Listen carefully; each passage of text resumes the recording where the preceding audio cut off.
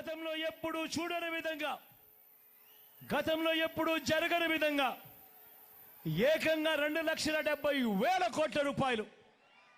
మరొకసారి చెప్తా ఉన్నాను, ఏకంగా 2,70,000 కోట్ల రూపాయలు నా అక్క చెల్లెమ్మల కుటుంబాలకు డీబీటీగా మీ బిడ్డ మీ జగన్ బటన్లు నొక్కడం అన్నది ఎప్పుడైనా గతంలో జరిగిందా అని అడుగుతా ఉన్నాను మిమ్మల్ని.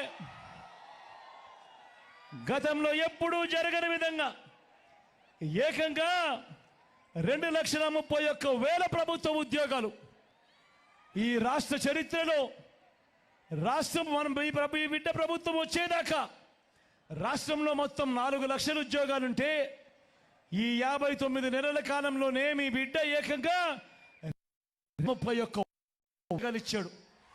చరిత్రలో ఎప్పుడైనా జరిగిందా ఇది అని అడుగుతా ఉన్నాడు మీ బిడ్డ. రాష్ట్రంలో ఎప్పుడు చూడని విధంగా మేనిఫెస్టోలో చెప్పినవి ఏకంగా 99% వాగ్దానాలు అమలు చేసి ఈ రాష్ట్ర చరిత్రలోనే ఇది ఒక కని విని ఎరగని ఘటనగా నిలిచిపోయింది. ఈ 59 నెలల మీ బిడ్డ పాలనలోనే కాదా అని అడుగుతా ఉన్నా.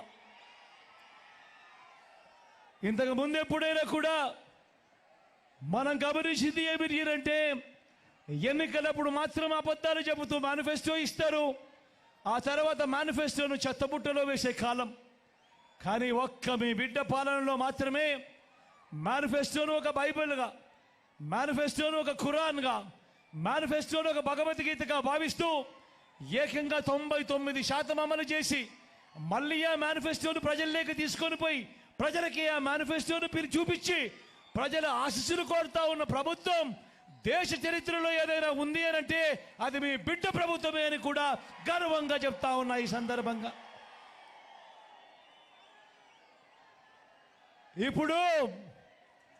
ఇప్పుడు మీ బిడ్డ గడగడ చెబుతున్న మచ్చుకు కొన్ని పథకాలు, గడగడ మచ్చుకు కొన్ని పథకాలు చెబుతున్నాడు. మీరే ఆలోచన చేయండి. ఇవాళ మీ బిడ్డ చెప్తా ఉన్న ఈ పథకాలు గతంలో ఎప్పుడైనా జరిగాయా, గతంలో ఎప్పుడైనా చూసామా అన్నది మీరే ఒక్కసారి ఆలోచన చేయమని కోరుతా ఉన్నా. మొట్టమొదటిసారిగా గతంలో ఎప్పుడు చూడని విధంగా పిల్లల చేతుల్లో, గవర్నమెంట్ బడి పిల్లల చేతుల్లో ఈరోజు ట్యాబులు కనిపిస్తూ ఉన్నాయి. బడులు తెరిచేసరికి ఈరోజు పిల్లలకు విద్యా కానుక అందుతూ ఉంది. బడులలో ఈరోజు గోరుముద్దకు అందుతూ ఉంది.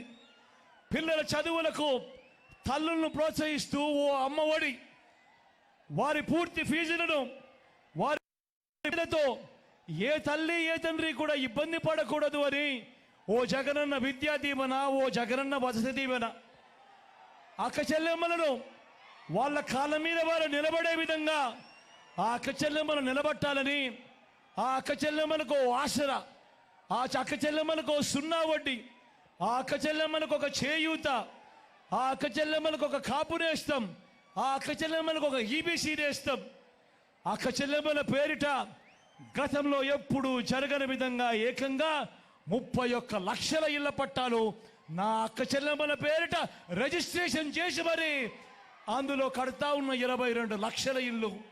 నేను అడుగుతా ఉన్నా, గతంలో ఎప్పుడైనా కూడా కానీ ఈ విధంగా ప్రతి పేదవాడిని ఆదుకోవడం కానీ ఎప్పుడైనా గతంలో జరిగిందా అని అడుగుతా ఉన్నాడు మీ బిడ్డ.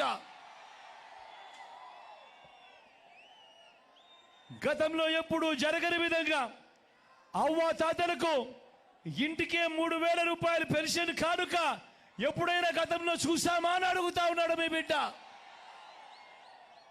గతంలో ఎప్పుడు జరగని విధంగా రైతన్నలకు పెట్టుబడికి సాయంగా రైతన్నలకు ఓ రైతు భరోసా, రైతన్నలకు ఓ ఉచిత పంటల బీమా, సీజన్ ముగిసేలోగానే రైతన్నలకు ఇన్పుట్ సబ్సిడీ, పూటనే రైతు 5 గంటల పాటు ఉచిత విద్యుత్. ఇవన్నీ రైతన్న కోసం వేసిన అడుగులు గతంలో ఎప్పుడైనా జరిగాయా అని అడుగుతా ఉన్నాడు మీ బిడ్డ. స్వయం ఉపాధికి అండగా నిలుస్తూ ఓ వాహన మిత్ర, నేతన్నలకు ఒక నేతన్న నేస్తం, మత్స్యకారులకు ఓ మత్స్యకార భరోసా, ఓ తోడు ఓ చేదోడు, చిరు వ్యాపారులకు శ్రమజీవులకు, లాయర్లకు లా నేస్తం. ఇవన్నీ గతంలో ఎప్పుడైనా చూశామా అని అడుగుతా ఉన్నాడు మీ బిడ్డ. పేదవాడి ఆరోగ్యం గురించి ఇంతగా పట్టించుకున్న ప్రభుత్వం బహుశా దేశ చరిత్రలోనే ఎక్కడా ఉండదేమో. పేదవాడి ఆరోగ్యానికి రక్షగా విస్తరించిన ఆరోగ్యశ్రీ, ఏకంగా 25 లక్షల దాకా ఉచితంగా వైద్యం.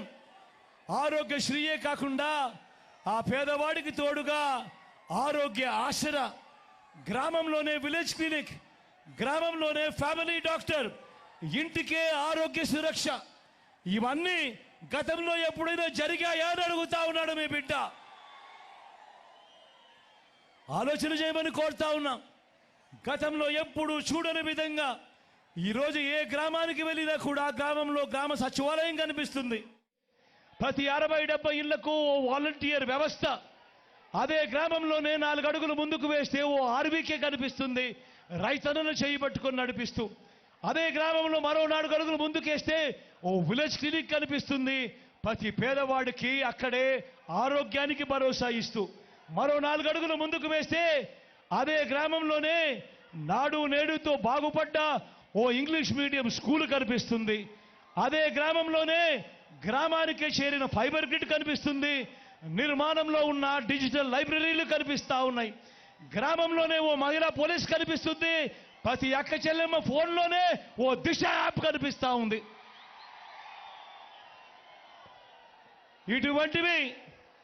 ఇటువంటివి అనేకం ఇప్పుడు మీ కళ్ళ ఎదుటే కనిపిస్తున్న ఈ విప్లవాలు మీరింతకు ముందు ఎప్పుడైనా చూశారా అని అడుగుతా ఉన్నాడు మీ బిడ్డ. ఇవన్నీ కూడా కేవలం ఈ 59 నెలల పాలనలోనే జరిగిన మాట వాస్తవం అవునా కాదా అని అడుగుతా ఉన్నాడు మీ బిడ్డ.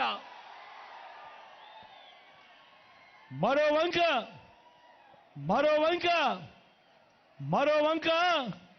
75 ఏళ్ల ముసలాయన ఒక ఆయన ఉన్నాడు. మరో వంక 75 ఏళ్ల ముసలాయన ఉన్నాడు. 14 ఏళ్ళు సీఎంగా చేశానంటాడు, 3 సార్లు సీఎం అంటాడు.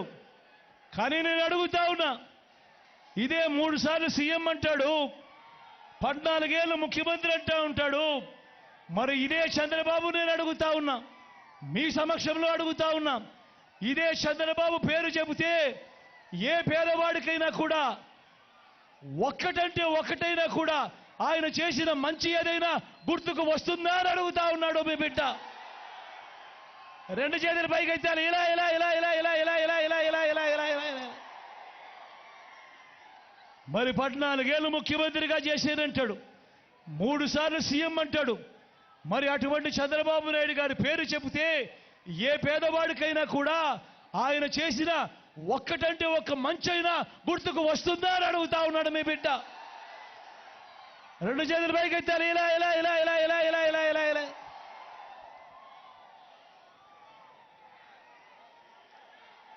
ఈ పెద్ద మనిషి చంద్రబాబు ఎలాంటి వాడో అందరికీ అర్థమయ్యేలా 4 మాటలు మీ బిడ్డ చెప్తాడు. పిండి కొద్దీ రొట్టె అనేది ఒక సామెత, ఒక నానుడు. దాని అర్థం పిండి ఎక్కువ ఉంటే రొట్టెలు ఎక్కువ వేసుకోవచ్చు, పిండి తక్కువ ఉంటే రొట్టెలు తగ్గుతాయి. ఇది మనందరికీ కూడా తెలిసిన సామెత, ఇది మనందరికీ కూడా తెలిసిన నానుడు. కానీ